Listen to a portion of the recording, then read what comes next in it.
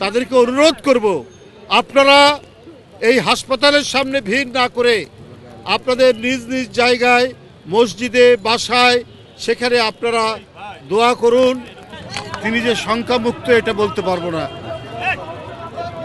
আমার হলো চিকিৎসকরা তারা প্রাণপণে তার চিকিৎসার চেষ্টা করছেন।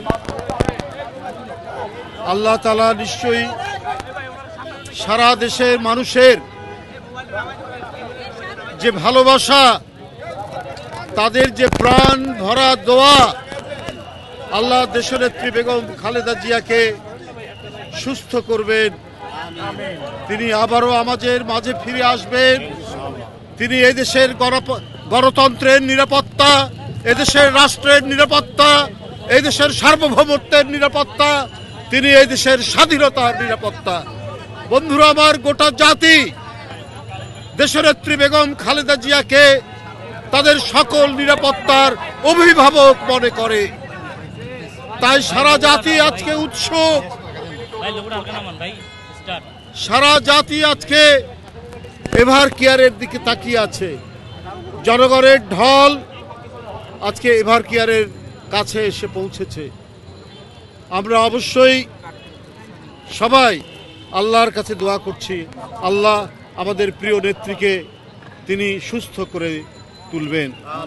আপনাদের মাঝে আমি আবারও বলেছি, আমি চট্টগ্রামে মিডিয়ার মাধ্যমে বলেছি, আমরা জানি আমাদের দলের নেতাকর্মী, আমাদের শুভানুধ্যায়ী, আমাদের শুভাকাঙ্ক্ষী, আমাদের সমর্থক দলের এবং দেশের আপামর জনসাধারণ তারা অত্যন্ত গভীর শ্রদ্ধা করেন। তারা দেশনেত্রীর জন্য যে আকুলতা প্রকাশ করছেন সেটি নিঃসন্দেহে ভাষায় প্রকাশ করা যাবে না, কিন্তু এই আকুলতা প্রকাশ করতে গিয়ে এখানে দেশনেত্রীর চিকিৎসা এবং এই হাসপাতালে আরও অন্যান্য রোগী যারা আছেন তাদের চিকিৎসায় বিঘ্ন হচ্ছে। এই কারণে আবারও আপনাদের মাধ্যমে বলতে চাই, আমাদের দলের নেতাকর্মী এবং যারা শুভাকাঙ্ক্ষী রয়েছেন তাদেরকে অনুরোধ করব, আপনারা এই হাসপাতালের সামনে ভিড় না করে আপনাদের নিজ নিজ জায়গায়, মসজিদে, বাসায়, সেখানে আপনারা দোয়া করুন, আল্লাহর কাছে মোনাজাত করুন। শীঘ্রই দেশনেত্রীকে যেন আল্লাহ সুস্থ করে আমাদের কাছে ফিরিয়ে দেয়।